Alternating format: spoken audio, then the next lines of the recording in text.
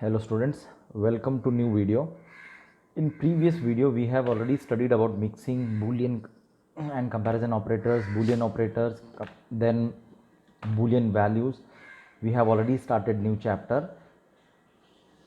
Here in today's video we are going to study about elements of flow control. Okay, different types of elements used in a flow control. Actually flow control means jumping from one point of the program to another point of the program. So flow control statement often start with a part called a condition, and all are followed by a block of code called clause. Now see, if you have a condition, if that condition satisfied means if it becomes true, then only you are going to execute a block of code, otherwise you are moving on to rest of your program. Okay, so here it's very simple.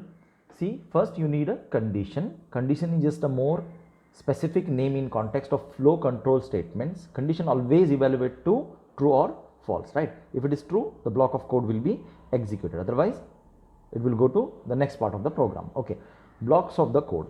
Here in Java we have seen how to create a block using flower braces, right? We have used flower braces to create a block. In Python we don't have any flower braces, so lines of Python code can be grouped together in a blocks.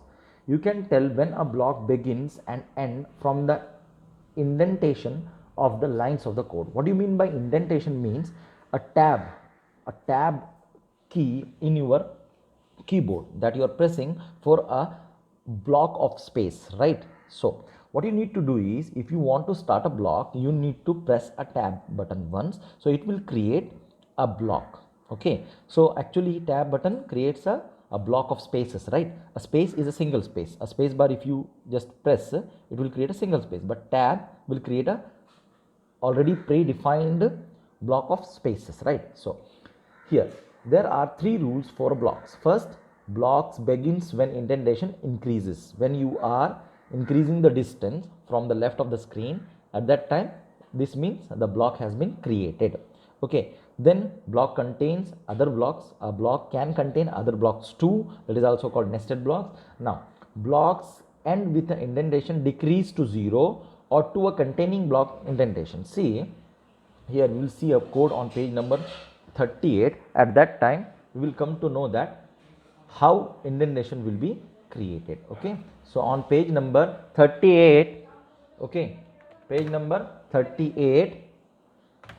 So in page number 38, see, we have this code. If name is equal to Mary, print hello Mary. Otherwise, if password, okay, if otherwise it is false, the program will be ended. Okay, so if it is true, then hello Mary will be printed. Then what you need to provide? You need to provide a password. If password is equal to swordfish, then access granted. If your password is wrong, at that time it will just give you wrong password. Okay, so let me copy this code and give the indentation in the code. See what we need. We need ideally in this, we need to create a new file. So here in this I'm pasting this code. Okay, see what was the purpose of a code. See, if name is equal to Mary, at that time print hello. So actually print hello Mary, this is a block of, if this is true, this block need to be executed. So how to create a block? See, in Java we have used flower braces, then a block, then we have just closed that block using flower braces, right? So like this you have created, but in Python it is different, totally different. So how to create? See, print, see here, just one tab, so it will create a block. Now this means this has created a block, and this block has this code. Okay, and this is a root block. This is a root block. Okay, root block, and its indentation is starts from 0. Okay, it has some increased indentation. See, it has this indentation or this block doesn't have 0 value, it has some increased value. Okay, now if password is equal to swordfish, if your name is Mary, at that time again you need to check for password. Okay, if your name is Mary, otherwise you need to just exit this program, right? So that's why this if should come under in this block, right? So if comes under this block. If your swordfish is, your password is, sorry, password is swordfish, at that time you should access a grant, means this access granted, this should come under this if, right? If it is true, then only this is going to print it, right? So again you need to create a block again. See, that's why I am giving another indentation. So see here, it was 0, increased value, again increased value. So this is, suppose this is level 1 block, this is level 2 block, and this is level 3 block. Okay, so where should be else? Else should be at level 1 block. If, then else level 1 block, and this print should be at level 2, right? Else, if password was incorrect, wrong password you should print. Okay, this was your code. Okay, let me save it on the desktop. I have a folder name called practice. Okay, save it as a practice. Then see, I cannot run this program, and first I need to take an input from the user. So that's why what I am doing is I'm asking for name. See, input, here in this, enter your name. Okay, then I'm taking password, input, enter the password.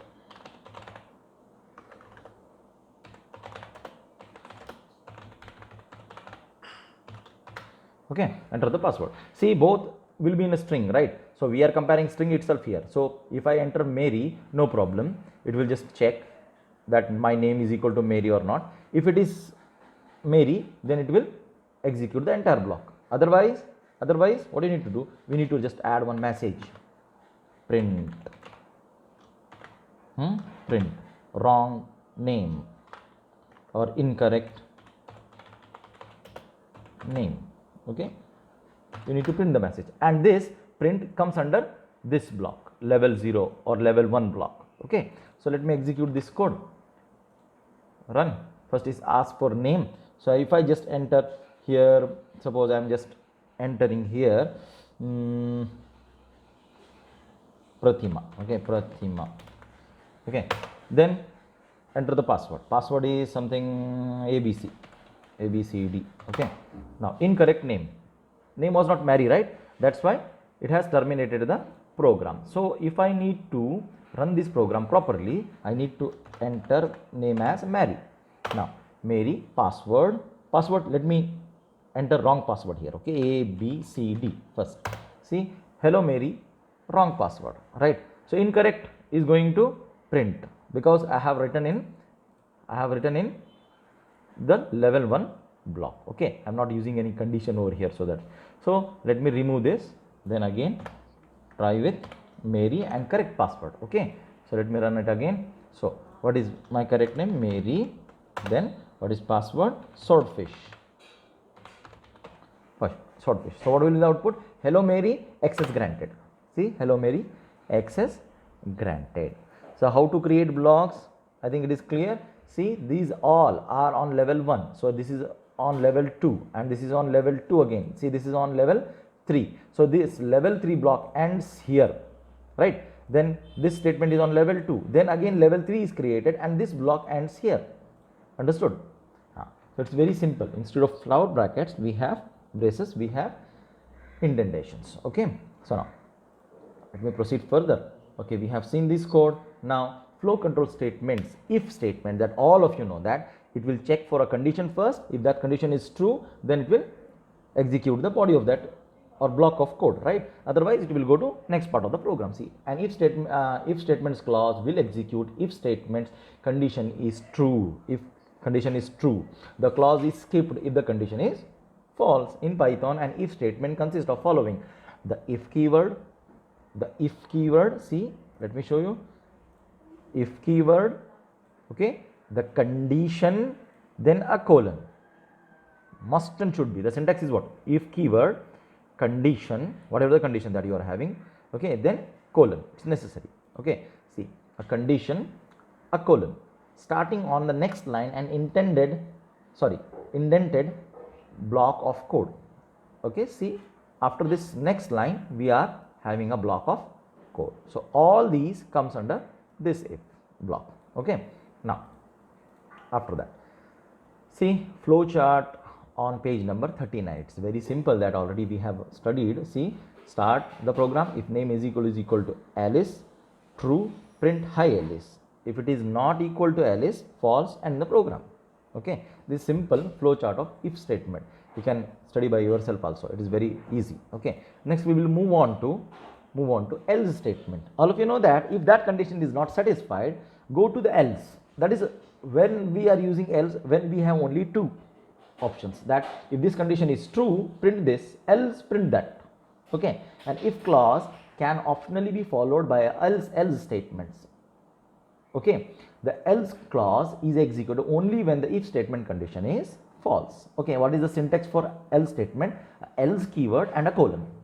Else keyword and a colon. Okay, so here else keyword and a colon, then intended block. See here, I have a else keyword, a colon, and a block of code. Okay, a block. If I have written this one here, it comes to the same block. That's why it is going to give you a error, because after else we don't have anything. If it is writing here, I am writing here, it comes under that level 1 indentation. Okay, so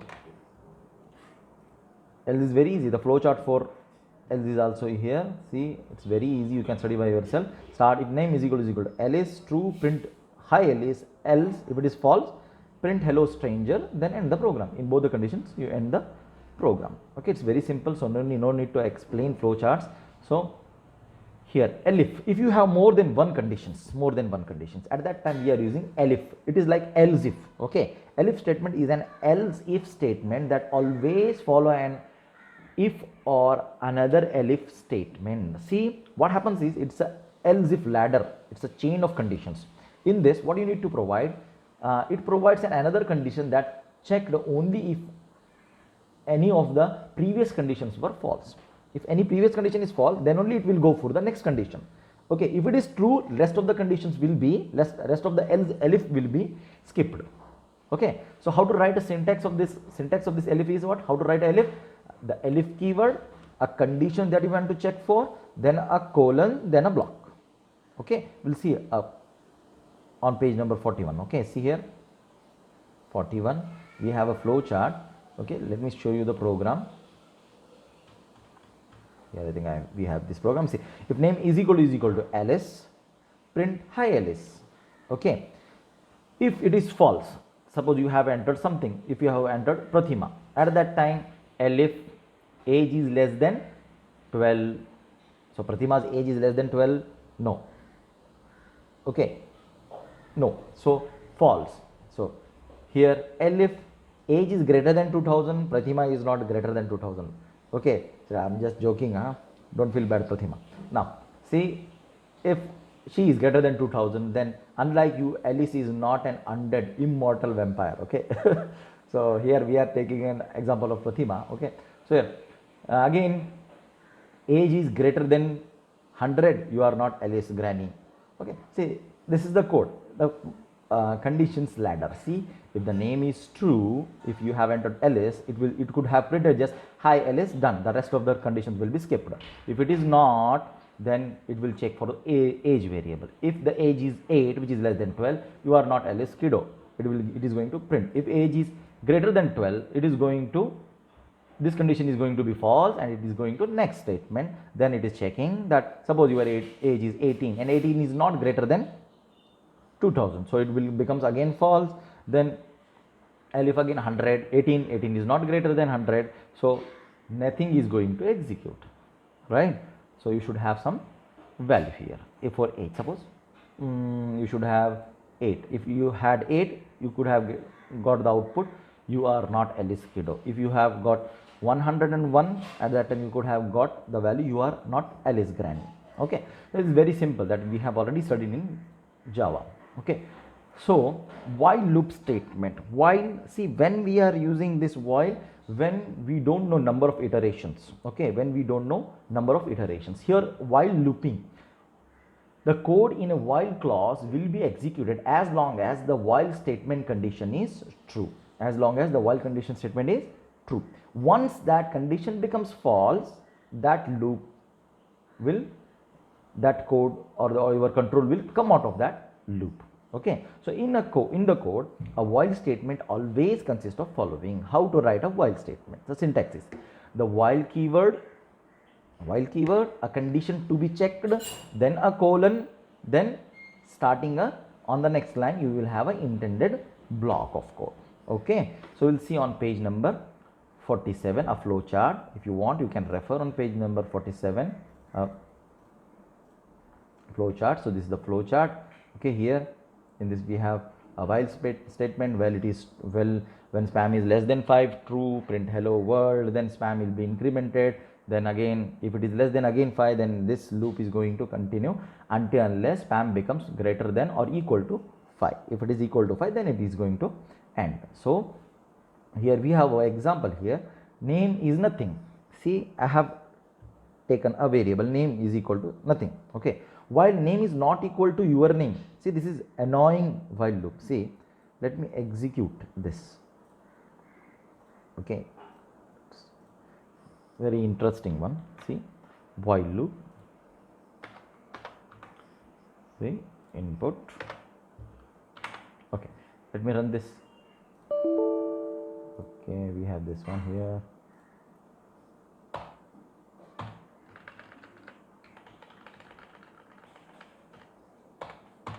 Okay, now, so please type your name. Please type your name. Okay, my name is Noor Ain. Okay, again, please type your name. Okay, suppose Akif is typing. So Akif, please type your name. See, what I need to type? Your name. See, if I write your name, again your name. Okay, see, just your name. We'll try different outputs. Thank you.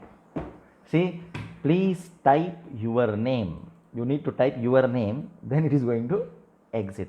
See the code. See, name is equal to nothing, while name is not equal to your name. You are checking for your name. If user enters your name, literally this your name, okay, not your name, your name, then it is going to print the message thank you, because your name, the name is what? Your name is not equal to your name. False, right? It is going to show you thank you, right? If you have entered Akif, Noor-e-Ain or Pratima or Ayuna or Sana, whatever it is, at that time your Sana is not equal to your name. It becomes true, then and it will again show you please type your name, right? Please type your name. Then again a input, right? It's very interesting, right? See here. So if this kind of loops came, infinite loops, at that time how to break them? We will have those statements. See here, break statement. See, there is a shortcut to getting a program execution to break out of the while loops clause early.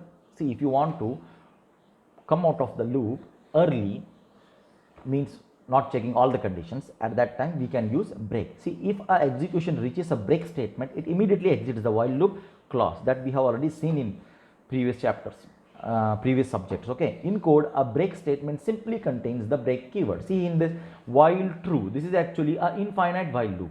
Infinite while loop. Okay, in this infinite while loop, it is never going to end until unless you have some type of condition. See here, print, please type your name, input. If your name is same code but using break. Okay, if your name is equal to your name, literally your name, then you are typing break. Once it breaks, it will print you thank you.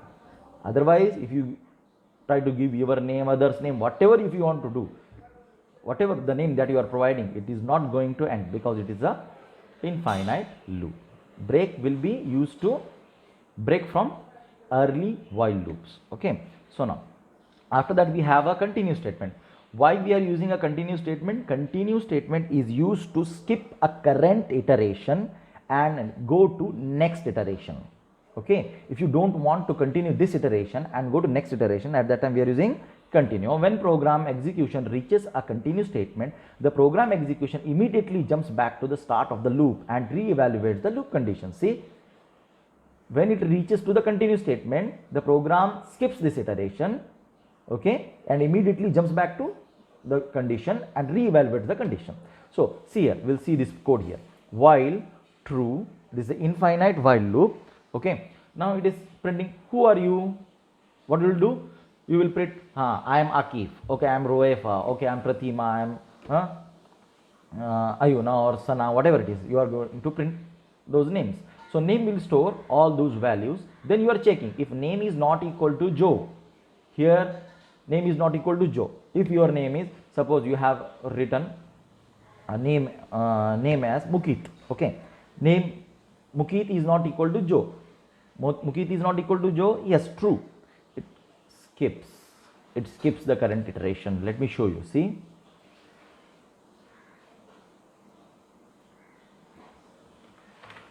skips the current iteration. If you have given the name Joe, then rest of the blocks will be executed. See, here we have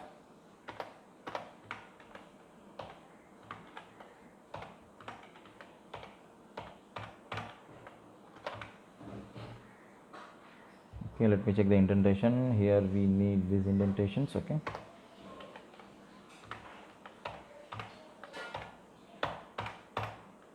access granted. So it was in this, right? So access granted was here.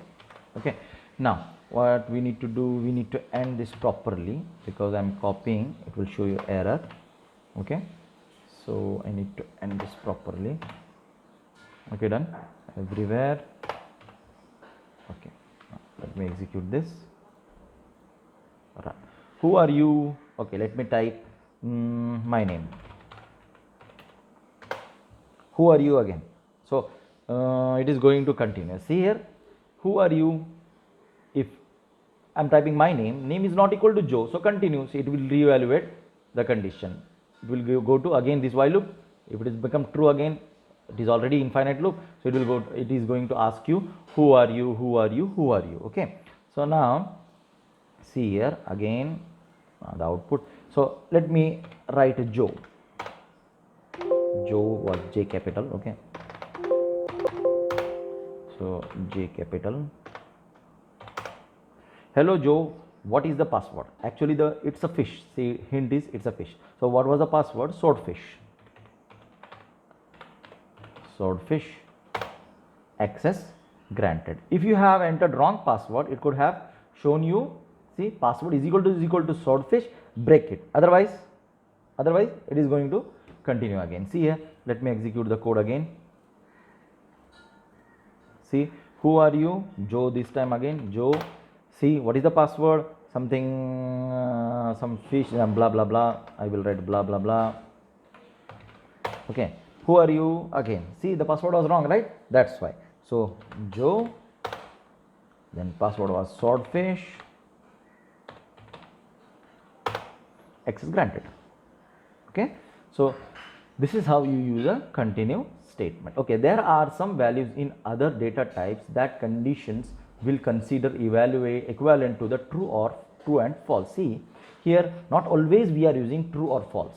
Here some values also tends to true or false, like 0, 0.0 and empty string tends to false, and the rest of the things will be goes to true. Okay, will be goes to true. Here 0, 0.0 and empty string will be false, and rest of the other values will be true. Let me show you here. See,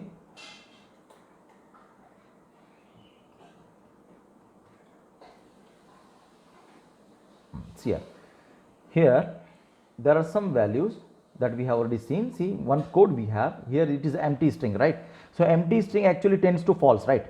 And we need to make this while loop as true. So that's why we have done, this is empty string, false negation you have done, and false negation will be true. Then it is going to print hello, enter your name. See, if I copy this code, okay, see, copy this code, how many guests you have here? See, I have this code while, okay, then enter your name, take the input, then number of guests I need to take, then guests, then I need to print, be sure that all have a room. Okay, so here I need to have this. Now see here, if you have this negation also, negation, then only this is going to be true, this is going to be true. Okay, otherwise it becomes false. Okay, see, it becomes false. Now we'll see this one. Run this code. Before that, once you take the input, then once you take the number of guests, then this, then print done. Okay, say if something we have, some string we have in a name, then only this while loop is going to exits. Okay, see how, because see, if I just enters here, let me run this code, invalid syntax. Okay, here we have, run this code. Okay, suppose I'm not entering anything, just enter, press enter. See, again it is going to show you enter your name. See, again enter your name, something I write KK. How many guests you are having? 10. Be sure to have enough room for all your guests. See what was happening here. See, I am passing nothing, right? I am passing nothing. So if you are passing nothing, so name will have, this name will have a empty string, then this condition is going to be checked. Empty string means false, false negation will be true, right? False negation will be true. Then again it is going to show you enter your name. Until you enter your name, or whatever the name that you have, whatever the string that you have, until you enter the string, it is not going to go to this statement. See, if you just remove this one, this becomes false, means this body is never going to execute, because empty string means false, right? So let me run this code. See, direct it will go to how many guests you will have, 10, right? Done. So this is what, other than true or false, other values that you can use. Okay, so here, so I will stop here in the continue statement. In the next class we are going to study for loops and range functions. Okay, in the next class I'm going to end this chapter and start to try to start new chapter. Okay, functions. So in today's class, okay, this much is enough. Thank you for watching.